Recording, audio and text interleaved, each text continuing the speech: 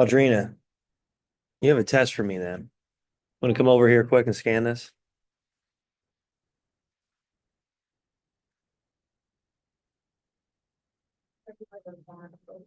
I did not, but thank you. I'll grade that. There we go. That'll be a nice surprise. You can just go back there. Okay. Okay. It's not like you have to leave the room here. Your essay then. Do you complete that? No, I didn't start. Okay. I think I said Friday, right? Yeah, I think I said Friday. Yeah, sounds good.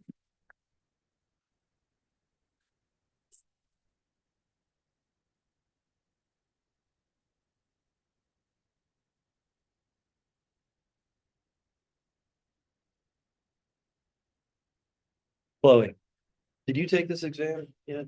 Let me check. For some reason, I don't know if I have. I'm looking now. Oh, I do have your grade in. Okay, never mind.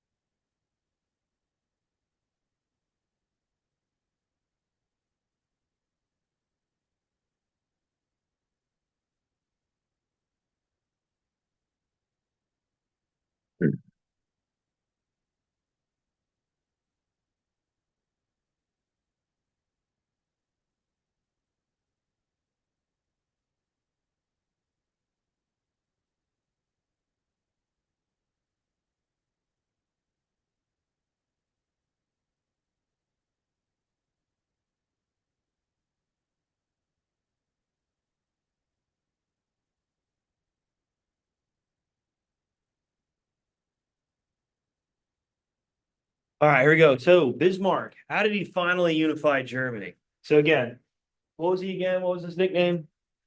Otto von Bismarck. What was his nickname? Lena, go ahead.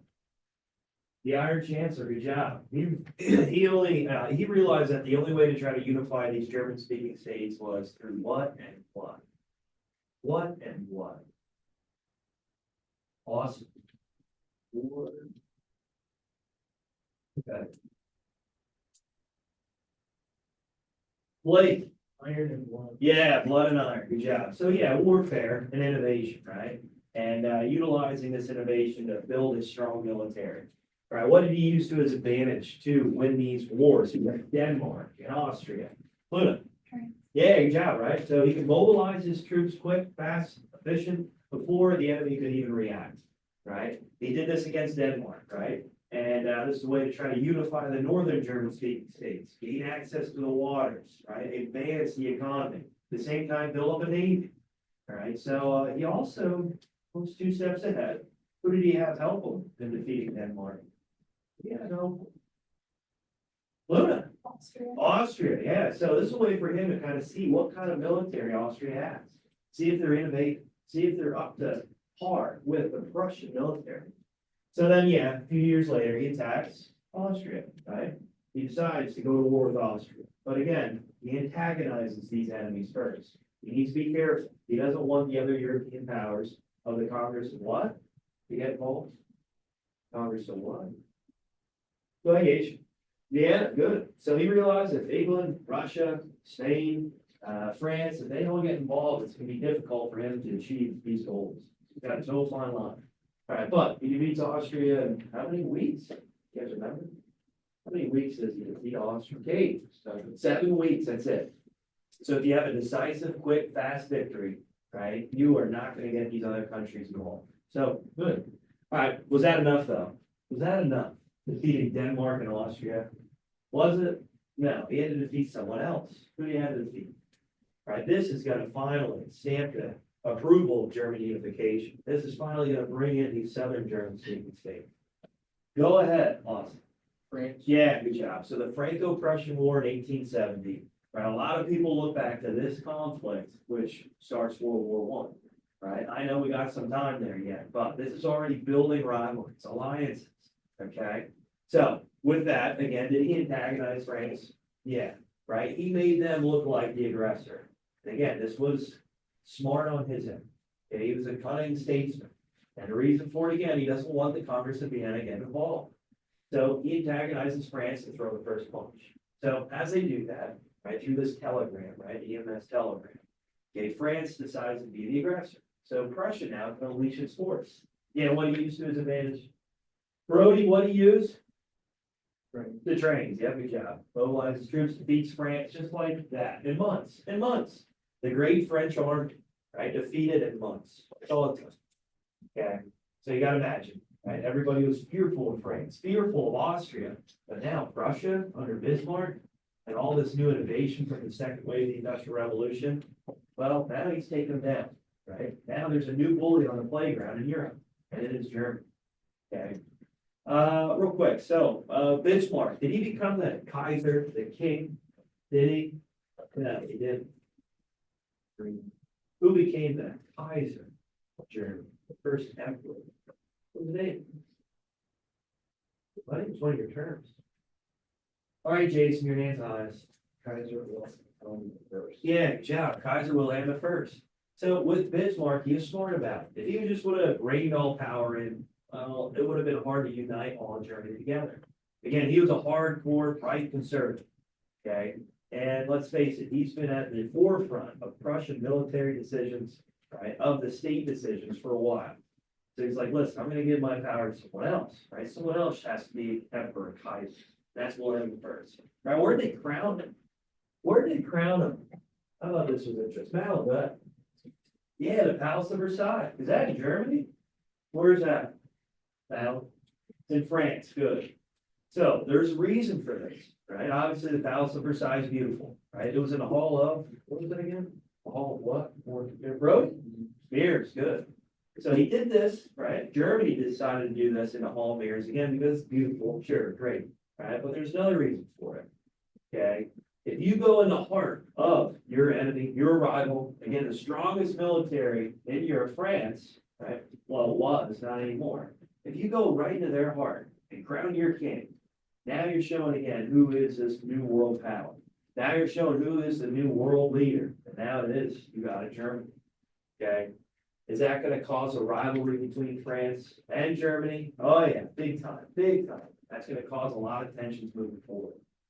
All right, last thing I'll mention, what territory did Germany take from France? What did it have that was crucial for development, crucial for Germany?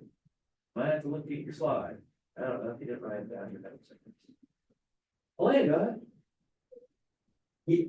Yeah, good job, right? So Alsace Lorraine. So real quick, the territory is right up here as you're looking at the map. As you're looking at the map, I know I'm going tonight, you can still kind of see it, they highlight it. Right here, right? So right in this area, right here. Yeah, obviously it was once France's, not no more, it's Germany's. Okay. And why was this land, this territory, so important for Germany? What did it have there? Go ahead, Jason. Natural resource. Yes, good job. So you got coal, iron, right? Oil, big time, right? But what else runs right through it? What else flows through it? There's a river, right? Maybe you don't know, remember. What river is it? It's gonna be important in World War One and World War II. Called the Rhine River, okay? So that flows through it. That's gonna help with economics, right? It's gonna help with industrialization, obviously. And, yeah, it's gonna help with a buffer zone between the two countries. So France, not happy at all. So what's going on with the Congress of Vienna? Is it bending? Is it bending? Yeah, it's about ready to snap. Now, all of a sudden, these many sub-alliances start to form. Okay, Germany and France clearly cannot trust one another. They're not going to agree with one another when it comes to the Congress of Vienna, not at all, right? But Austria and Germany, they started to see eye to eye. let's face it, they share a border, they have a similar culture, a similar language. And they were once a part of the Holy Roman Empire, right? That first Reich. Makes sense. Now, obviously, Austria just got whooped up by Prussia. They want this innovation with the military, so why not be friends with them? All right, France is not so happy. They're not gonna reach out to Great Britain. Right, let's face it, ever since the start of this class, have we been talking about wars between France and Britain? Yes, they hate each other. So France actually reaches out to someone else. Who do they reach out to for an alliance? All the way across Europe on the other side. And there's a reason for this. Oh, good one. Who's on the other side of Germany? Big one. Why?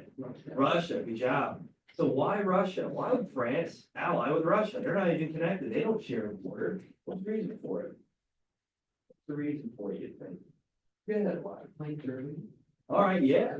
Yeah, good job, right? So Germany's gonna fight a war between France and Russia, or let's say they pick on one, the other one's gonna join in. What is Germany gonna have to do with the troops? They're gonna have to split them up, right? You're gonna have to split them up, divide them.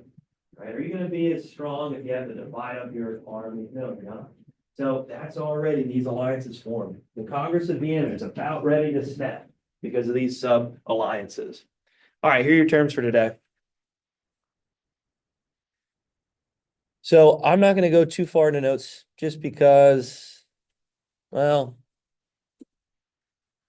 we're going to start this game here and it makes sense not to get too far. I don't want to get too far and confuse you here.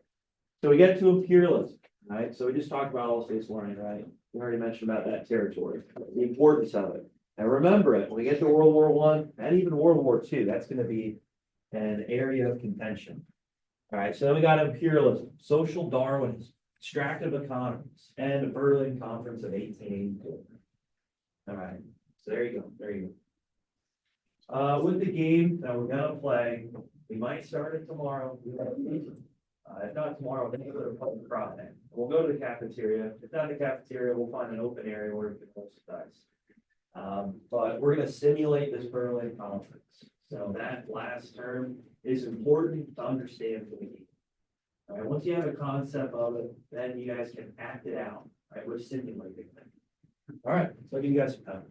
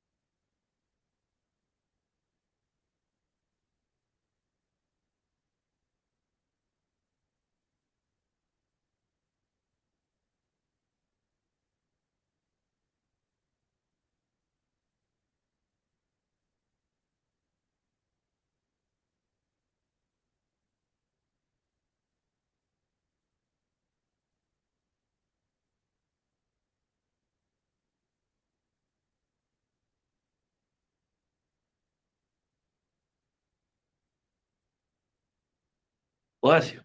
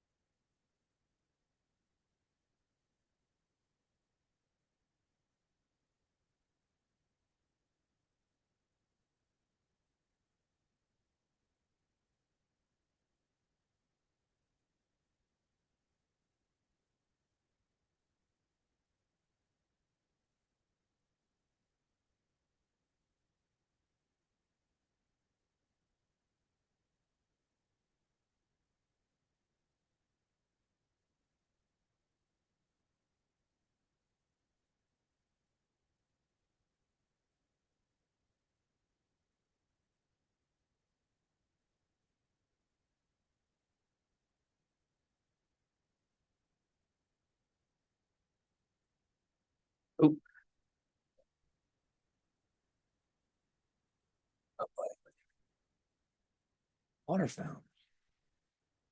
Yeah, fell past, dude.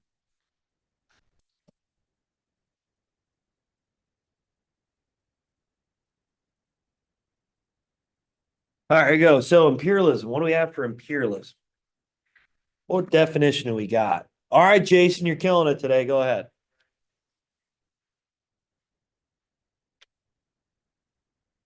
Yes, good, good, good, good. So in simpler terms, well, if you're bigger, you're a stronger country. If you're more innovative, if you have a better military, right? And if you want something that another weaker country has, so you're gonna take, right? You're gonna take. So in other words, if you're a bully, hopefully we don't see bullying around here, but if you're a bully, and you want something that someone else has, you go over and you sock them right in the face and you take it, right? Bigger brothers, bigger sisters, this happens a lot. I know back in the day, I'm sure when Caleb wanted to play video games, he beat you up, take the controller, and there's nothing you can do about it, right? Maybe not much, right? Maybe not Caleb. Eli, that happened. Oh, he doesn't want to agree to it. Okay. So this is relatable when it comes to an older sibling. Leah, did she support the vote? What's that? On what? Oh. Man, did she ever take anything from you, like snacks or, I guess the airbrush? I think took it, used it, threw it back at it. All right. So anyway, with imperialism, this is relatable because, well, you have siblings, you know all about it. My brother, 6'2". You know how short I am, okay? That's about that. But whenever we're playing video games back in the day, if he wanted to play, I better get out of the way, right? So I would just like, here, take it, don't hit it, all right? So it's one of these things here when these countries of Europe, they're doing the same thing, right? They're going to parts of Africa, of Asia, of what we talk about the New World, right? Establishing colonies, forcing the natives, the indigenous people out of their lands, forcing the slaves in their lands to extract resources, right? Why? Because they got something that they want. All right, let's face it, Europe, it's pretty small, isn't it? Yeah, is there a lot of resources here? No, you're limited to what you got, so you gotta go elsewhere.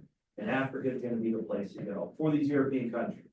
All right, Americans doing the exact same thing, but in a different hemisphere. All right, we're doing it here in Central America, South America, even moving out to parts of Asia, the Pacific Islands. So we're not innocent in this either, okay, but in any case, well, if you want to be a world power, sometimes you gotta get your hands dirty. It's unfortunate, it's terrible, I get it. We can have a debate about it. You can have your opinion on what imperialism should be, right? What we think we should be as a strong nation. All right, social Darwinism. What do we have for this? Chloe, go ahead. People who believe in survival of the fittest, it's basically the idea that certain people become powerful in society because they think they're just better than everyone else. All right, yeah, that's a pretty good explanation. So they're applying that theory of evolution, the survival of the fittest, right? When it comes to your strength, right? You gotta adapt, you gotta evolve in order to survive in your environment. And that's exactly what these European countries are doing. Let's face it, Germany, they had to innovate, they had to unify, they had to evolve in order to keep up with Great Britain, with France, with Austria, right? This is competition. And sometimes, well, you gotta innovate. Sometimes you gotta advance your military in order to stay protected. If they didn't, they get bullied around. What happened with the Napoleonic Wars? They got taken over. Do they want to get taken over again? No. You gotta strengthen, you gotta innovate, you gotta evolve. Right, so they're applying this theory of evolution to the time of the age of imperialism. Okay. So yeah, I mean, if you're stronger, you're more adaptive, you have better weapons and technology, better military, you can go wherever you want, take their land, their resources, and apply it to your own. And that's exactly what's happening during this time. All right, extractive economies. What do we have here? What do we have for extractive economies? Just do it again. Oh, someone else, please. Eli, please, what do you got?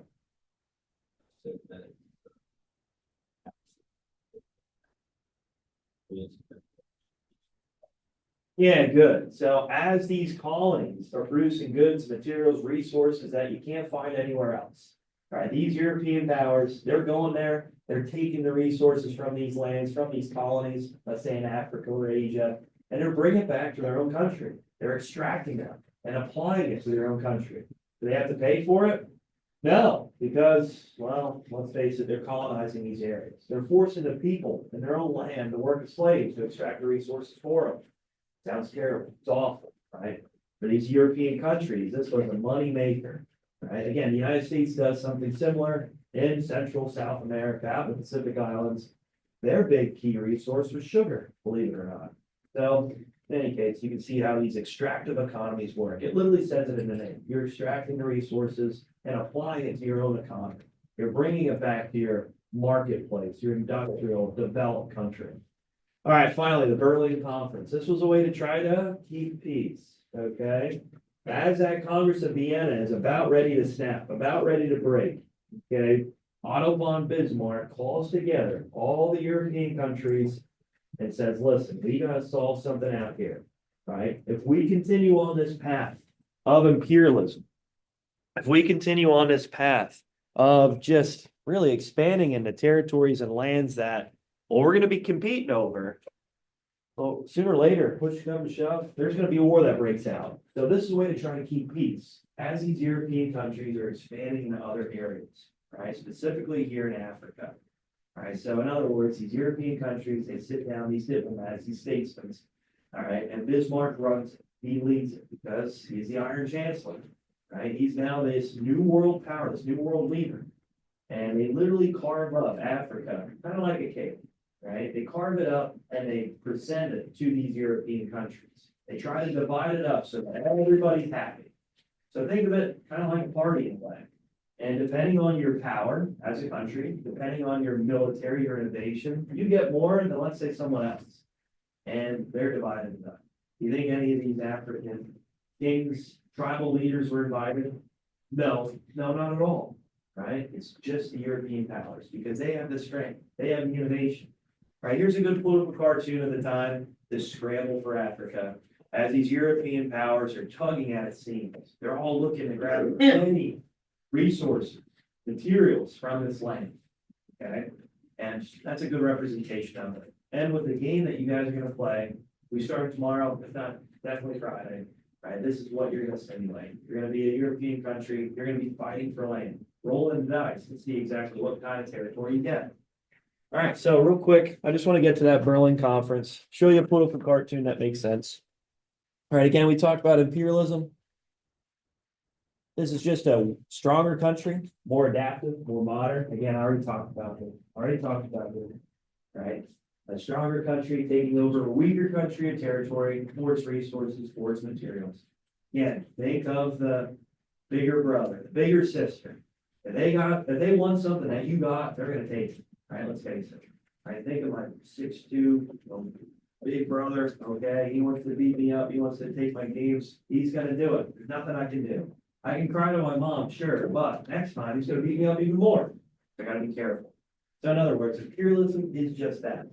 Right? You're bigger, you're stronger, you want something that, let's say this weaker country or territory has, you're gonna get it through power, through force, okay? And that's what is happening right around this time. So it's the age of exploration, but this time on steroids. Because now these European countries have the Industrial Revolution. Now they have even more advanced weaponry. Okay, they can take out hundreds, thousands, right, of these indigenous people with just their innovation alone. All right, again, I already talked about this. Can I move to the slide of the Berlin Conference? Okay. Again, reasons why we see it. I just talked about this too, resources. Military bases, you got it. Missionaries, spread Christianity, okay? Survival of the fittest, okay? When it comes to social Darwinism, you gotta evolve, you gotta adapt, you gotta modernize. If you don't, you're gonna fall behind. All right, why Western Europe? Again, we see the Industrial Revolution. We see technology, we see innovation. You don't see this anywhere else, except the United States, right? The US is right there with them. Okay, that's why we see this imperialism happening in different areas of the United States. And you guys will learn about that more with Mr. Shaw. All right, so again, I already mentioned this, already talked about it. Okay, the Berlin Conference, this is what I was talking about when I came to the political cartoon, emphasizing how these European countries are coming together and carving up Africa. Right, think of it just like this political cartoon. Right, they have it presented for everybody, they lay out the map and say, hey, okay, we need to talk this out before a large-scale war breaks out. In other words, Bismarck is controlling this to keep peace. He doesn't want to see a continental war again. He doesn't want to see a world war happen. And he's really the only reason why we don't see it, World War One happen in the late 1800s. Okay, he's the one who's directing this conference. He's the one who's talking to these European countries and saying, listen, we're gonna lay it out. All right, we'll take this territory. France is gonna get this territory. Great Britain, you're still the strongest, still have the largest navy. You're gonna get a lot of these territories. Now Germany's jumping in. They're now a new world power. They just defeated France. All right, we're gonna dive into here too, okay? Italy, now they're unified too. I know I didn't really talk about their unification of Italy much, but, right, they want to dive into this imperialism as well. They want to stay up to snuff with these other European countries. All right, so again, this Berlin Conference is the way that these European countries came together under, what was his name again? The Iron Chancellor, Jason? Otto von Bismarck, right? Chancellor of Germany at the time. We all know he gets fired then eventually, but he's the one who's directing it. He's conducting it. All right, so again, when we play the game, we're throwing the dice. You guys are going to be simulating this Berlin Conference, right? You guys are going to be simulating how this is going to go down and what territory goes to what country, where a large scale war breaks out. All right, again, Congress of Vienna, it's about ready to snap. Okay, he is the one who's kind of bringing it back so it doesn't break. All right, any questions, guys? I was gonna put an assignment out for you, but I think I'm gonna hold on for it. You guys just got done with an estimate, right? It's just about German unification. We already mentioned, we talked about it. The bell ringers are literally the questions, more or less, in the article. I could put it out for a study tool, not like you have to complete it, but if you want to use that as like a study guide for preparing for the test next week, you can. Right? Is that okay? You want me to do that? Okay. We'll have to complete it, but I use that as a study tool, great. Again, we're gonna start the game tomorrow. We're just gonna start the game tomorrow. Get that going. Okay? And Friday we can finish it up. That'd be perfect. All right, I'm thinking about a test next week. I'm thinking maybe Tuesday or Wednesday on imperialism, on German unification.